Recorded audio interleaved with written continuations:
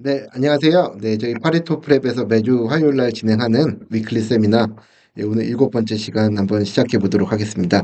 네, 오늘은 미리 공지해 드린 대로 지난 3월 8일에 있었던 3월 시험을 한번 저희 곽인철 SAT 대표 강사님 모시고 한번 같이 분석해 보는 시간을 갖도록 하겠습니다. 네, 리딩하고 라이팅은 저희 곽인철 선생님께서 마이클 선생님께서 진행해 주실 거고요. 수학은 제가 이어서 간단하게 어떤 흐름이 있었는지 간단하게 좀 수학은 제가 다시 짚어드리도록 하겠습니다. 네. 일단 본격적인 내용에 앞서서 저희 지금 진행되고 있는 세미나 오늘 또 처음이신 분도 계셔서요. 그동안 진행 사항 간단하게 말씀드리면 2월 18일서부터 시작해서 AP 칼큘러스나 그다음에 케미스트리, SAT에 대한 내용 이제 오늘 두 번째고요. 이제 어, 요즘에 트렌드가 어떤지에 대해서는 이제 포괄적인 얘기를 이미 지난 3월 4일 날 해주신 바 있는데요. 다시 한번 오늘 모시고 SAT에 대한 얘기 좀 자세하게 나눠보도록 하고 이어서 스터티스틱 말씀을 드렸었죠. 그리고 이컨 그리고 지난주에 저희 다미리 선생님께서 바이올로지 해주셨고요. 저희가 이제 오늘 SAT 리딩 앤 라이팅 그리고 매스 분석하는 시간을 좀 가져본 다음에 다음 주를 마지막으로 해서 저희가 1주 내지 2주 정도 휴지기를 갖고 저희가 이제 매번 온라인으로만 부모님들 만나 뵀는데 여름 특강 앞두고 저희 프로그램이나 이런 부분들 한번 좀 온오프라인 동시에 하는 세미나를 좀 계획하고 있습니다. 그래서 1, 2주 정도 휴지기를 갖고 이어서 다시 부모님들 만나 뵐 수 있도록 그래서 5월 말까지 한 4번 내지 5번 정도 더 진행한 후에 세미나 마무리하는 그런 일정을 저희가 지금 계획하고 있습니다. 네, 그래서 이미 지나간 세미나에 대해서도 혹시 궁금하시면 저희 유튜브에 관련된 영상들이 그대로 올라와 있으니까요. 변함없는 성원 부탁드립니다. 네. 이어서 저희 IB 센터가 또 따로 있는 거 다 알고 계시죠, 부모님들? 네. 이 IB에서도 지금 세미나를 일주일에 한 번씩 진행하고 있는데, 장안의 화제입니다. 네. 아주 반응이 뜨겁고 부모님들의 참여가 엄청난 이 부모님들을 위한 IB를 소개해드리는 이 렉처 시리즈가 이미 4주 동안 진행이 됐고요. 이번 주는 이제 그룹 3의 IB 이코노믹스에 대해서 예, 저희 원장님과 또 IB 센터에 계신 이콘 담당 선생님께서 직접 진행해 주실 텐데요. 이 부분도 놓치지 마시라는 저희가 또 말씀 드립니다. 네.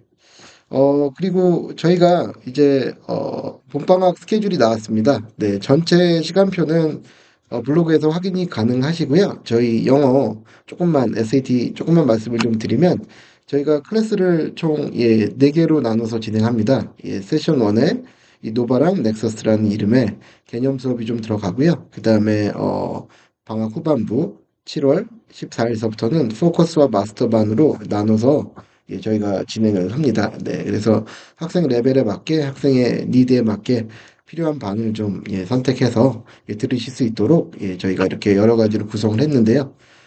이제 보시고 혹시 문의사항 있으시면 프론트에 언제든지 말씀 주시면 되고 이 영어 클래스랑 별개로 또 수학 역시 800점을 반드시 받아야 되는 그런 과목이죠. SAT가 이제 수학 800, 영어 800으로 구성돼 있고 요즘에는 좀 수학이 많이 어려워지는 트렌드라서요. 수학도 역시 저희가 반을 개설해서 제가 직접 진행하는 반이 여름방학에 진행된다는 점, 조금 더 자세한 시간표는 저희 블로그를 조금 더 참고해 주시면 되겠습니다. 네. 그럼 이제 오늘 본격적인 오늘 주제로 좀 한번 들어가 보도록 하겠습니다. 네. 일단 저희 곽인천 선생님께서 지난 3월 시험 이제 아이들 준비시키신 또 경험이 있으시고 또 그다음에 시험 후에 저희가 또 문제를 분석해서 또 선생님께서 또 지도하신 방향과 실제 시험이 어떻게 일치하고 또 어떤 부분이 또 특이점이 있었는지에 대해서 전반적으로 좀 설명해 주시고요. 이어서 제가 받아서 매스 설명드리는 순서로 진행해 보도록 하겠습니다. 네, 그럼 저희 각인천 선생님 모시고 한번 영어에 대해서 리딩 라이팅 진행 한번 해보도록 하겠습니다. 네.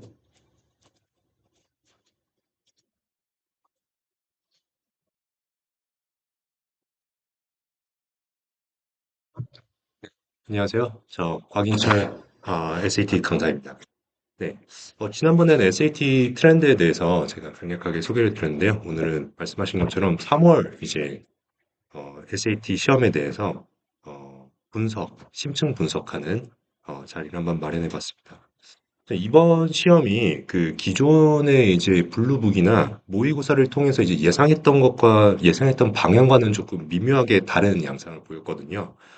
그로 인해서 전체적인 사실 난이도는 12월이랑 그렇게 다를 바 없었지만, 근데 체감 난이도가 좀 높았다는 피드백이 학생들한테서 많았었습니다.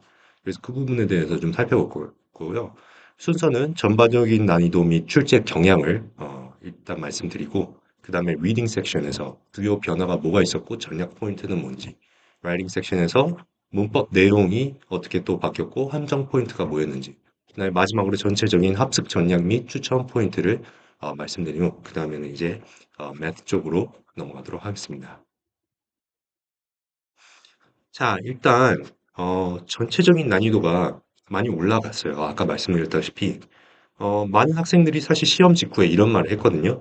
문제는 분명히 봤던 유형인데 이게 표현 방식이 너무 낯설다. 아니면은 블루북에서는 못 봤던 스타일의 질문이 갑자기 나와서 당황했다. 네. 아니면 뭐 읽는 건 어렵지 않았는데 도대체 뭘 물어보는지 질문 자체가 이해하기가 어려웠다. 이런 피드백이 있었습니다. 근데 이제 보통 이렇게 오면은 이런 반응은 대부분 이제 각각 개인의 차이에 있거나 아니면은 뭔가 착각을 했다라고 생각을 하는데 사실 그런 건 아니었어요. 이번 시험이 실제로 보니까 질문의 이제 구성 비율 예전과 좀 달라졌고요. 표현 방식도 뭔가 색다른 게 좀 추가가 됐고요.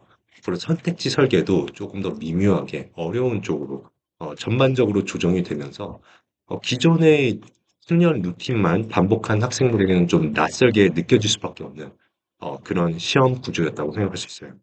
자, 그래서 어려운 문제가 많아진 건 아닙니다. 다만 비율이 달라졌고 표현 방식이 달라졌다.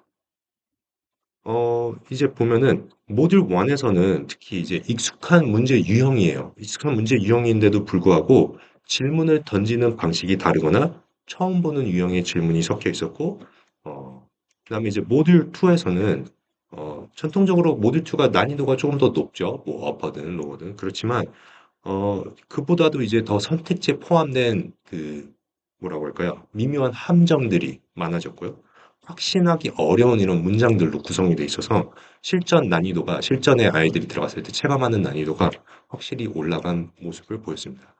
그리고 이제 어머님들 아시는지 모르겠지만 보통 이제 두 개 정도 실험용 문제들이 들어가요. 이 두 문제들은 점수가 합산이 안 됩니다. 근데 이제 시험을 보는 아이들 입장에서는 이게 합산이 되는지 안 되는지 어떤 문제가 실험용인지 모르다 보니까 이런 문제들이 보통 어렵거든요. 그래서 난이도를 굉장히 어렵게 느낄 수밖에 없는 그런 시험이었어요. 자, 그러면 이제 구체적으로 어떤 변화가 있는지 한번 살펴볼게요. 먼저 리딩 섹션에서 주요 변화 및 전략 포인트입니다. 아까 말씀드렸다시피 질문 비율이 변화했고요. 그다음에 질문의 표현이 또 달라졌고요. 그다음에 트랩, 함정 질문이 존재했고요. 마지막 문장 전략은 여전히 유효했고, 그다음에 이제 실제 응시자가 어떤 전략을 사용했는지 한번 보겠습니다. 자, 첫 번째입니다. 질문 비율이 변화했어요. 이거는 좀 자세히 말씀드리면 이 클레임, 주장에 대해서 판단을 하는 이런 질문들이 있고 inference, 추론하는 문제들이 있는데 이게 예년보다 더 비중이 높아졌습니다. 보통은 이게 기존에는 세문제에서네문제 정도 나오는데 이번에는 최대 6문제까지 나왔어요. 학생들이 제일 어려워하는 유형 중에 하나가 이제 주장, 그리고 인퍼런스거든요. 그거를 컬리지 보드에서 파악을 했는지 아주 문제를 더 많이 냈다. 그래서 학생들이 어렵게 느낄 수밖에 없었다. 이렇게 말씀드릴 수 있습니다. 그다음에 이게 참 특이한 경우였는데 메인 아이디어 문제가 출제가 안 되는 경우들도 있었습니다. 저희가 이제 인터내셔널 문제들뿐만 아니라 미국 본토의 문제들도 전부 다 파악을 해서 보는데 이게 메인 아이디어가 출제가 안 되는 경우가 있었어요. 굉장히 특이했습니다. 대신에 이제 뭐가 나왔냐? 그 전체적인 구조를 파악하는 문제, overall structure 문제가 원래는 한 개에서 두 개 정도만 나와야 되는데 이게 또 문제가 많아졌습니다. 정리해 보자면 학생들이 굉장히 어려워하는 문제들 비중이 높아진 거예요. 그러니까 당연히 아이들이 어렵다고 느낄 수밖에 없었습니다. 자, 두 번째로 넘어가면 아까 질문의 표현에도 변화가 있었다고 했는데 예를 들면 이제 main purpose 이 지문을 딱 주고 이 지문의 주된 주장이 뭐냐, 목적이 뭐냐, 주된 아이디어가 뭐냐 이런 문제들이 있는데 보통 질문이 이렇게 나옵니다. 질문이 What is the main idea? 이 뭐 메인 아이디어가 뭐냐? 그냥 이렇게 간단하게 나오는 보통 그렇게 나오는데 이제 간접적인 표현 혹시 혹은 생소한 단어들을 좀 사용해서 학생들이 한 번 더 생각하게 만들었어요. 예를 들면 주제를 고르시오가 아니라 어떤 선택지가 뭐 예를 들면 이, 이 저자가 말한 것 중에서 가장 고려할 만한 사항들에 대해서 잘 캡처하고 있냐. 뭐 이런 식으로 단어를 꼬아서 혼란을 유발했습니다.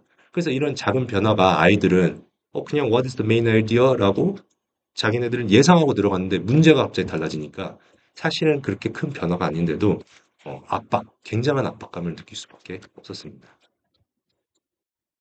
네. 자, 그 다음에 이제 트랩 질문, 함정 질문이 존재했다고 했는데요. 뭐 사실 이거는 기존과 그렇게 달라진 건 없어요. 근데 이제 선택지 구성에서 약간의 변화가 있었습니다. 이번 시험에서 이제 전체적인 논리는 그럴듯한데 세부 정보가 살짝 어긋나 있는 선택지, 혹은 일부 내용만 맞고 전체적으로 틀린 보기가 예년보다 많이 나왔습니다. 이게 왜 어렵냐면 SAT에선 기본적으로 저도 이제 학생들한테 이렇게 가르치지만 선택지를 소거해서 틀린 답을 확실하게 소거를 해서 답을 남기는 방식으로 풀라라고 하거든요. 그래서 아이들도 거기에 익숙한데 이렇게 미묘한 함정이 있는 경우에는 세 개를 지워도 마지막 하나가 100% 확신이 안 들어요. 그 결과 이게 맞긴 맞는 것 같은데 하는 심리 상태로 넘어가면 다음 문제에서도 이 심리적인 압박감이 상당할 수밖에 없죠. 이런 상황을 사실 최소화하기 위해서는 이제 뭐 독해력뿐만 아니라 논리적인 소고, 그리고 선택지 비교 능력, 혹은 질문 재해석 능력이 요구되는데 이런 부분에 있어 이제 훈련이 잘 안 된 학생들은 많이 어렵게 느낄 수밖에 없었습니다. 자, 그러면 이제 전략적으로 푸는 법에 대해서 실제 응시자의 이제 방식을 조금 말씀드리고 싶은데 이게 여전히 유효했습니다. 실제 시험에 응시한 저희 학생 중에 750점을 넘은 학생이 여전히 이 전략을 썼다고 해요. 처음부터 이제 문제를 차례대로 풀되 추론 문제나 확신이 어려운 문제는 바로 넘기고 단어 문제, 노트 기반 문제, 구조 문제부터 해결한 다음에 마지막 다시 어려운 문제로 돌아오는 방식. 이런 식으로 했다고 합니다. 그리고 이제 메인 아이디어 스트럭처 문제들은 지문에 이제 보통 마지막 문장이 핵심 단서가 되는 경우가 많아요. 근데 어떤 경우에는 아주 어려운 문제 경우에는 중간 부분까지 지문의 중간 부분까지 읽어야지만 확보가 되기 때문에 답이 이런 문제들은 마지막까지 남기고 시간을 충분히 확보한 다음에 풀었다고 합니다. 자,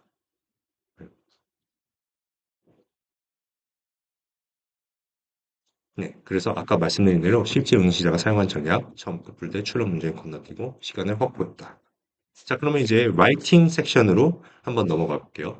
라이팅 섹션에서는 이제 문법 내용이 조금 바뀌었고요. 그리고 함정 포인트가 좀 추가됐습니다. 먼저 이제 전체적으로 짚어드리면 infinitive, 우리나라 말로는 이제 투부정사라고 하는 이 문제들이 갑자기 급증을 했어요. 그래서 원래는 gerund 혹은 이제 한국말로 하면 동명사죠. 동명사 문제가 조금 보통 많은데 호진이 거기에만 집중하는 아이들이 좀 당황한 경우가 많았어요. 그리고 두 번째는 저희 comma splice, 완벽한 두 문장을 쉼표로 이어주는 거. 이건 한국어에서도 안 되죠. 이런 것에 대해서 정밀하게 분석을 하는 것을 요구하는 그런 문제들이 많이 나왔습니다. 마지막으로 comma 플러스 which, 요 구조가 학생들이 굉장히 많이 헷갈리거든요. 요것들도 많이 나왔었습니다. 자, 그럼 하나하나 다시 좀 어, 집중해서 살펴볼게요. 먼저 인피니티 문제가 급증했다고 말씀드렸는데, 이 보통은 제른드가 많이 나와요. 근데 이번엔 너무 예외적으로 이 투부정사에 대한 문제를 물어보는 게 엄청 많이 나왔어요. 왜냐면 이제 기존의 블루북이 동명사 위주였거든요. 그러다 보니까 저희도 이제 학생들한테 마지막으로 들어가기 전에 저희 기출 문제도 풀고 블루북도 풀어라. 왜냐면 실제 시험 형태가 블루북 형태로 나오기 때문에 그 형태에 익숙해지라고 블루북을 풀라고 하는데 블루북에 보면은 동명사가 많이 나와요. 네. 그게 컬리지 보드에서 제공한 정식, 공식 기출인데 거기서 동명사 위주로 풀다가 갑자기 투부정사가 나온다. 이러면 아이들이 또 당황하겠죠. 그래서 심리적인 압박이 12월보다 상당했어요. 이번 문제가. 네. 그 다음에 두 번째는 컴마 스플라이스. 이걸 정밀 분석하는 요구가 많았습니다. 이제 컴마 스플라이스는 표면적으로는 맞는 문장이죠. 나는 아이스크림을 먹었다. 나는 학교에 갔다. 두 개의 완벽한 문장인데 그 사이에 쉼표로 이어질 수가 없죠. 네. 그래서 그런 거를 구분하는, 각각의 절을 완벽한 절인지 아니면은 종속절인지 이런 걸 구분을 실패하면서 생기는 쉼표 오류에 대해서 묻는 질문들이 많습니다. 그 다음에는 이제 쉼표 플러스 엔드. 네. 아니면은 뭐 세미콜론, 마침표, 그냥 쉼표. 사실 제가 이게 모든 개념을 지금 설명드리기는 어렵고 어머님들도 이거 보시고 학생들한테 얘기를 해주시면 아이들은 알 겁니다. 이런 것들 보기 간의 미세한 차이를 구분하는 게 굉장히 어렵게 나왔었어요. 그리고 마지막으로는 이제 불필요한 문장 요소를 제거를 하는 것을 요구를 많이 했었습니다. 이거는 이제 핵심 문장 구조 분석이 필요하거든요. 주어랑 동사가 나왔는지 안 나왔는지. 근데 동사도 영어에서는 동사에 ed를 붙이면 이제 형용사처럼 쓸 수가 있어서 이게 형용사인지 아니면 이 문장의 주된 동사인지를 제대로 파악하고 있는가 안 하고 있는가 요거를 물어보는 문제들이 많았다고 합니다.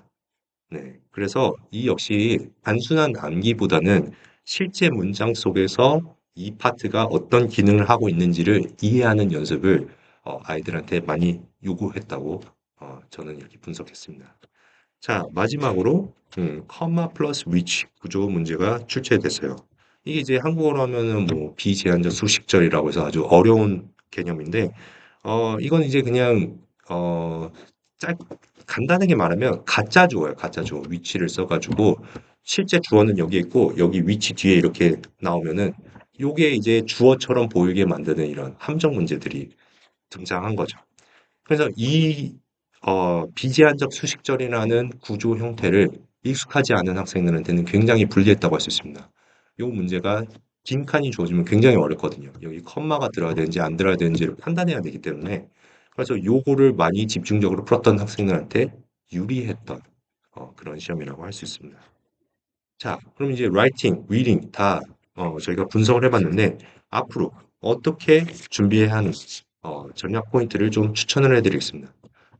효과적인 전략을 말씀드리고 그 다음에 이제 예상 밖의 포인트들 그리고 앞으로 집중해야 할 학습 방향을 말씀드릴게요. 자, 효과적인 전략은 예전과도 똑같이 유효해요. 리딩은 마지막 문장을 아주 핵심적으로 읽는 이 연습이 필요합니다. 물론 거기에만 의존하면 안 되겠죠. 아까도 말씀드렸다시피 중간, 지문의 중간 지점까지도 분석이 필요한 그런 문제들이 나왔기 때문에 구조를 분석하는 방법을 또 훈련할 필요가 있습니다. 근데 예년보다 훨씬 더 중요해진 게 시간 확보예요. 시간 확보. 아까도 말씀드렸다시피 추론 문제의 이제 비중이 훨씬 더 높아지고 어려운 문제들의 비중이 훨씬 높아지다 보니까 아이들이 뒤에 가서 시간이 남지 않으면 그만큼 이제 그냥 손빨래 되는 쉽게 말하자면 그런 상황이 발생을 합니다. 그래서 시간을 얼마나 충분히 확보를 할 수 있느냐, 어려운 문제들을 위한 시간을 얼마나 충분히 확보할 수 있느냐가 이번 시험의 승패를 가르는 아주 중요한 요소였습니다.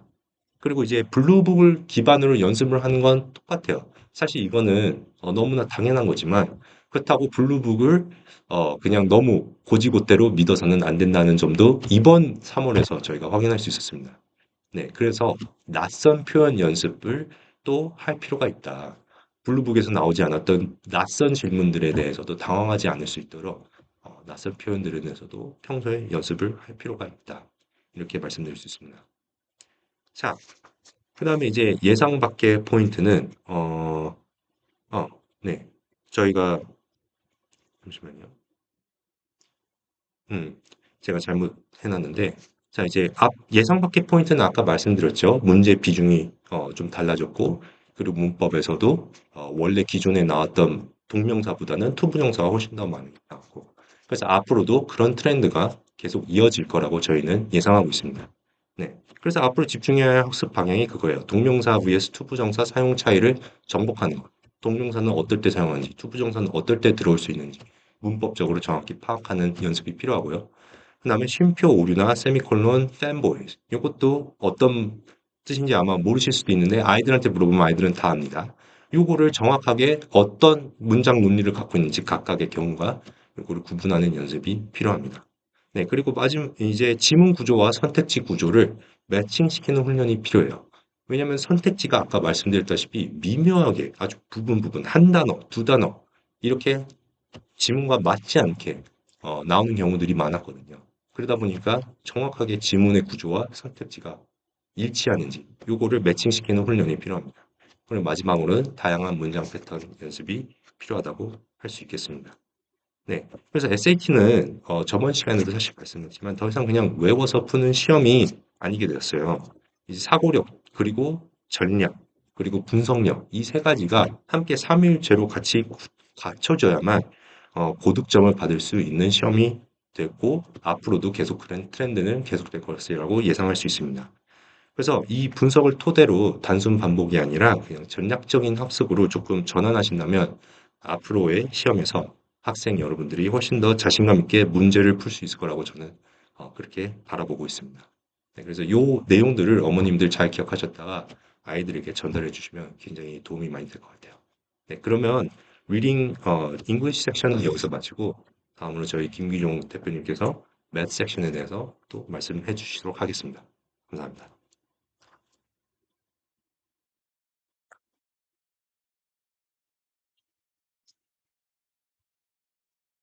네,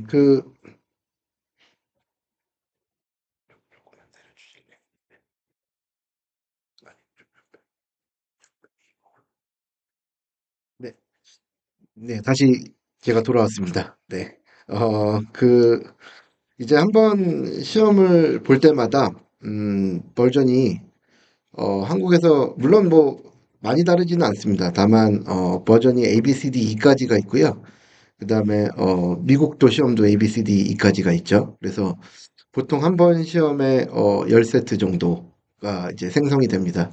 그 한 번 시험을 분석하기 위해서 저희가 이제 10세트 가량의 문제들을 다 분석하고 또 ABCD의 난이도가 또 다 똑같지 않은 문제들도 있기 때문에 그런 부분까지 아마 선생님께서 짚어주신 걸로 알고 있고 저희가 뭐 비록 이제 오픈한 지는 아직 1년이 채 안 된 6개월 정도밖에 안 된 신생 학원입니다만 여러 가지 부분에서 기존에 있는 학원을 좀 뭐 좋은 점 계승하고 그다음에 또 저희가 또 부족했던 부분은 저희가 좀 더 채우기 위해서 여러 가지 노력을 하고 있다. 그런 부분 좀 말씀드리고 싶고요. 하나 특이할 만한 사항은 이런 경우도 있더라고요. 그 나중에 학생을 실제로 불러다가 한번 가채점을 하기 위해서 A, B, C, D 중에 네가 푼 문제가 무엇이니? 이렇게 했을 때 A, B, C, D, E가 또 섞여 있는 경우도 있더라고요. 그래서 이게 요즘에 조금 새로운 좀 뭐랄까요? 트렌드가 ABCD뿐만 아니라 뭔가 좀 또 다른 제3의 세트가 있는 거 아닌가 싶기도 하고 그다음에 또 어떤 문제 같은 경우는 아까 말씀 잘 주셨지만 수학 같은 경우도 44문제 중에 4문제는 채점이 되지 않습니다. 40문제만 채점이 되는데요. 이제 어떤 또, 그걸 우리가 익스퍼리먼탈 퀘스천이라고 하죠. 어떤 익스퍼리먼탈 퀘스천이 또 들어갔냐가 아마 세트별로 조금 또 다른 것 같습니다. 그래서 굉장히 이제 이게 디지털 시험이기 때문에 정해져 있지 않고 좀 여러 가지 좀 변수가 있다는 점. 그래서 어떤 학생 같은 경우는 아무리 찾아도 자기가 푼 문제를 발견할 수 없었다. 그런 경우 미국 세트에서도 한국 세트에서도 나오지 않았던 굉장히 독특한 문제가 나왔다고 하고요. 그래서 좀 여러 가지로 좀 요즘에 변수가 많다. 그리고 내가 어떤 문제 하나 틀렸을 때 그게 채점이 되는 문제일 수도 있지만 또 그렇지 않은 경우도 있기 때문에요. 학생들은 한 문제 모르는 게 나타났다고 해서 포기하지 말고 끝까지 좀 가야 됩니다. 왜 그러냐면 이제 이건 이제 사실은 컬리지 보드가 이렇게 하면 안 되는데 그 다음 세트를 개발하기 위해서 테스트 테이커들한테 일종의 실험용 문제들을 영어 수학 각각 네 문제씩 내기 때문에요. 이런 문제는 이제 채점이 되지 않으므로 혹시 내가 모르는 게 있더라도 이런 익스퍼리먼트 퀘스천이 가능성이 있으니 끝까지 좀 최선을 다해야 된다는 점 일단 전제를 좀 말씀드리고요. 매스 부분은 뭐 간단하게 한번 좀 살펴보겠습니다. 네. 저는 일단 키워드가 이 세 개인데요.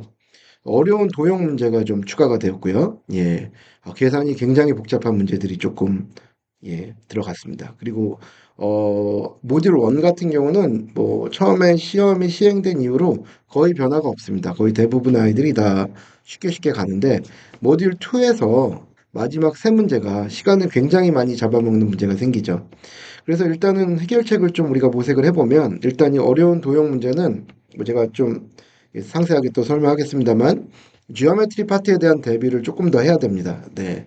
뭐 그렇다고 해서 뭐 무슨 이렇게 굉장히 뭐 이게 뭐 미분이나 적분이 나오는 건 아니기 때문에요. 기본에 충실해서 어떤 그 도형의 모양이나 이름을 정확하게 알아야지만 풀 수 있는 문제들이 조금 추가가 됐고 이런 문제들이 한 20번대 19에서 22번 사이에 좀 많이 배치가 됐다. 네, 그렇고요.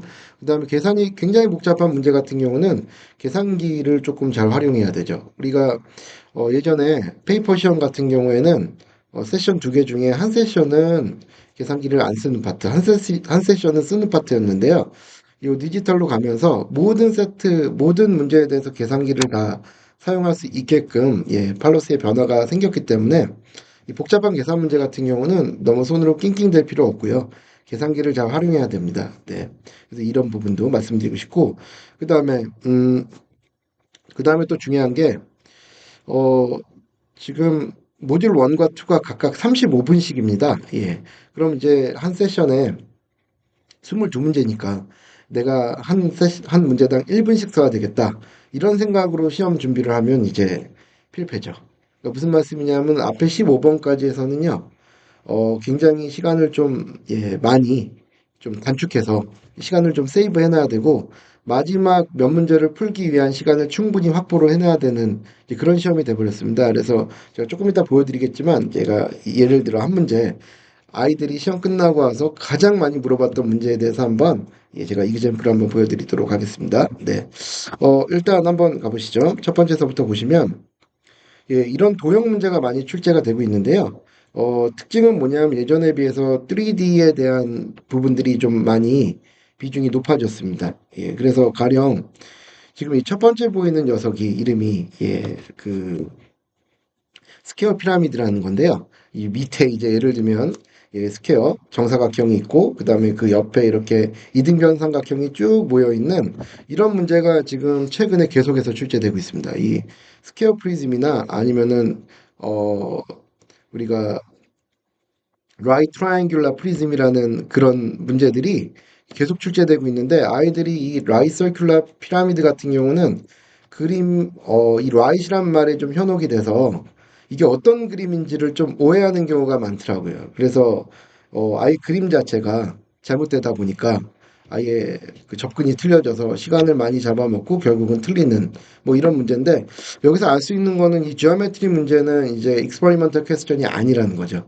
왜냐면 계속해서 출제가 되고 있고 이런 부분들이 계속 문제가 되고 있습니다. 그래서 예전에는 지오메트리가 아주 쉽게 점수를 받을 수 있는 그런 파트 중에 하나였는데 이제는 어떻게 보면은 킬러 문항들이 이 지오메트리에서 하나씩 좀 출제된다. 뭐 이런 부분들을 조금 더 신경을 써서 저희도 수업할 때 지오메트리 문제를 또 따로 뽑아서 아이들한테 많이 트레이닝을 좀 시키고 있습니다. 그래서 이런 트렌드를 조금 읽을 필요가 있고요.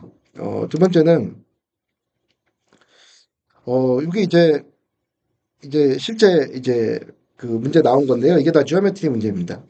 22번까지 있는데 이게 석 달 연속 19번, 20번, 22번 이런 식으로 지오메트리 문제들이 좀 나오죠. 그래서 이런 부분에 대한 대비가 좀 확실히 있어야 되고요. 제가 아까 말씀드린 뭐 라이스케어 피라미드라든가 뭐 렉탱귤러 프리즘이라는 말 이런 것들이 뭐 계속해서 출제되고 있다. 그래서 우리 학생들 지오메트리에 대한 대비를 조금 더 하셔야 된다. 그렇고요.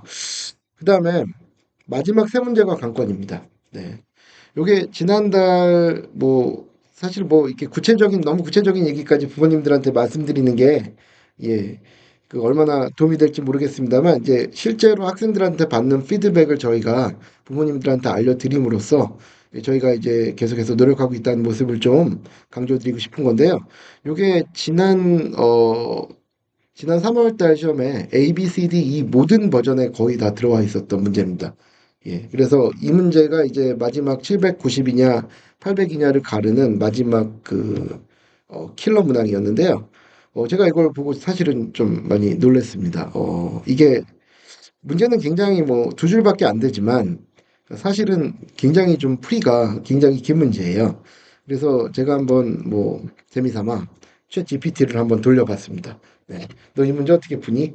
요즘엔 이렇게 사진 찍어서 올리면 챗 GPT가 이게 풀어주니까요. 예, 그래서 이 문제에 디테일한 그런 프로시저까지 포함해서 한번 답을 구해봐라 이렇게 했더니 얘가 이제 쫙 당연히 풀어주죠. 당연히 제가 풀었어도 모든 스텝이 다 똑같이 일치했었습니다. 예, 그래서 쭉 진행이 되는데 이게 끝나지를 않아요. 네. 그리고 계산 마지막에 나오는 답도 1458이라는 이런 이상한 숫자가 사실 나왔고 이 계산 과정이 사실은 굉장히 쉽지가 않았습니다. 그래서 아이들이 끝나고 시험 끝나고 와서 야, 이 문제가 제발 그 익스퍼리먼털 퀘스천이었으면 좋겠다. 예. 이런 막 바램을 드러내기도 하고 저랑 답을 맞춰보면서 아, 맞았다, 틀렸다. 일희일비하는 순간들이 있었는데요. 중요한 거는 이런 문제 정도의 수준으로 대비가 돼야 된다는 겁니다. 근데 이 문제가 전혀 예측이 되지 않은 전혀 예측이 불가능했던 것은 아니고요. 이거보다 조금 쉬운 버전의 문제가 사실 여러 번 출제가 됐었습니다. 근데 난이도를 확 높여서 마지막 21번 킬러 문항으로 들어온 거죠. 그래서 아마 이 문제를 맞춘 아이들도 적어도 5분 이상, 아무리 수학을 잘하는 아이들도 5분 이상은 고민을 해야 되는 그런 문제입니다.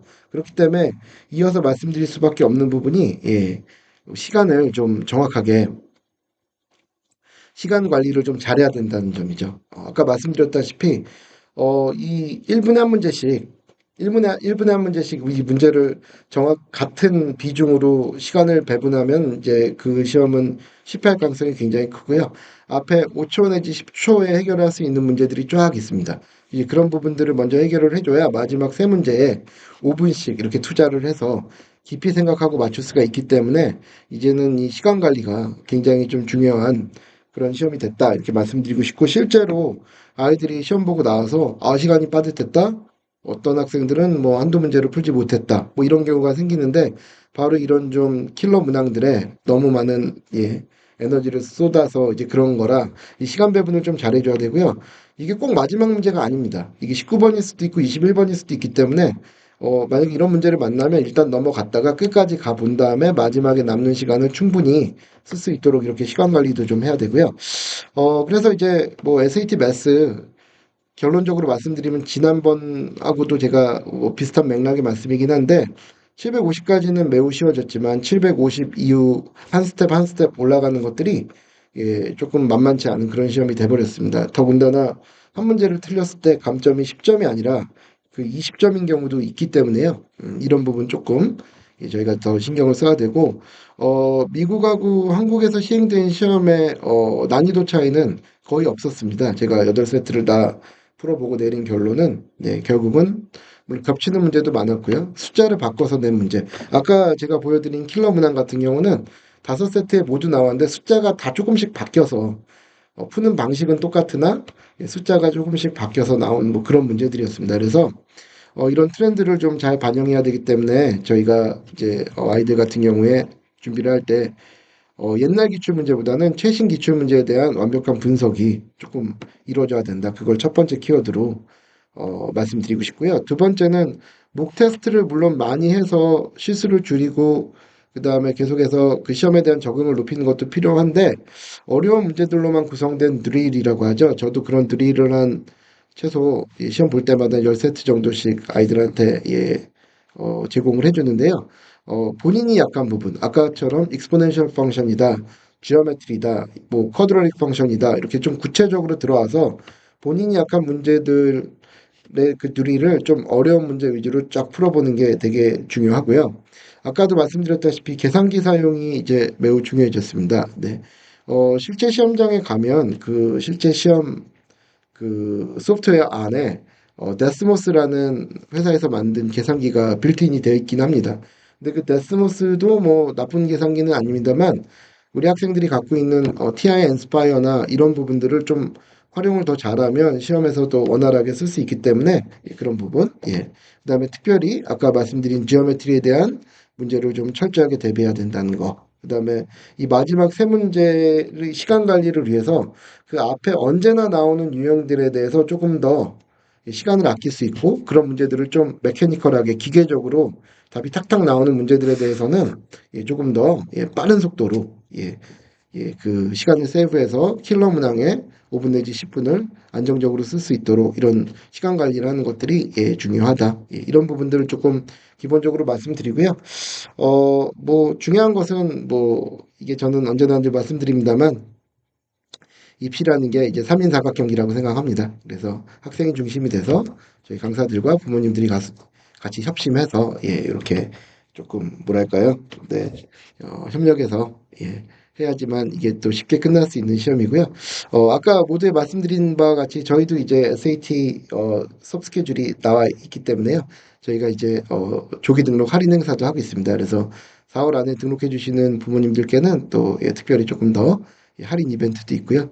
저희가 이런 기출 문제 세트뿐만 아니라 시험에 나오는 저희가 렉처 할 때 쓰는 그런 자료라든가 그다음에 또 시험과 관련해서 변화된 사항들을 늘 관심 있게 찾아보고 그다음에 또 시험에 대해서 가장 정확한 솔루션을 제공하기 위해서 노력하고 있다는 점 말씀드리면서 오늘 세미나 여기까지 한번 진행해 보려고 하는데요. 혹시 질문이 좀 있으시면 저희가 좀 남아서 질문에 답하는 시간을 좀 갖도록 하겠습니다. 일단 저희가 준비한 내용은 여기까지고요. 조금 더 자유롭게 질문해 주시면 감사하겠습니다. 네.